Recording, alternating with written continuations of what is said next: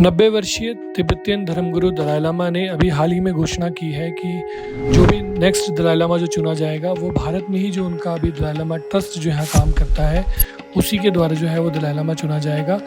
Tibetan धर्मगुरु दलाई लामा अपनी जो परंपरा है इनकी 600 साल पुरानी दलाई लामा नियुक्त करने की, वो 600 साल पुरानी है और ये उस कड़ी में 14वें दलाई लामा है। और 15वें दलाई लामा के लिए इन्होंने यही कहा है कि जो दलाई लामा यहाँ पर मौजूदा ट्रस्ट इनका जो नियुक्त करेगा वही दलाई लामा जो है वो मान्य होगा। यदि चाइना बीजिंग से किसी को भी नियुक्त करता है तो उसकी मान्यता नहीं होगी।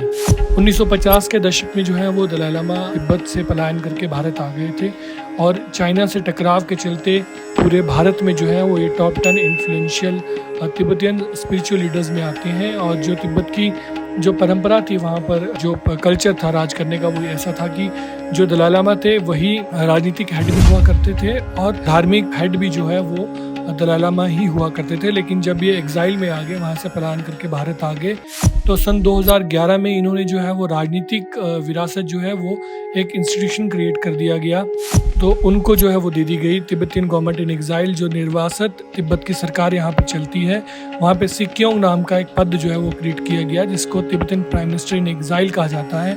तो जो राजनीतिक जो जिम्मेदारी थी वो उस पद को दे दी गई, लेकिन फिर भी जिन मसलों पे आवश्यकता रहती है उनमें दलाई लामा ही सुप्रीम इंस्टीट्यूशन रहता है जो हस्तक्षेप वहाँ कर सकते हैं। जो 14वें दलाई लामा मौजूदा दलाई लामा है उनका असली नाम जो है वो टेंजिन गायस्टो है और अभी ये मैक्लोडगंज में रहते हैं। और कहा जाता है कि जो मैक्लोडगंज है वो जो एग्जाइल में तिब्बतियंस रहते हैं उनकी ये ग्लोबल कैपिटल है।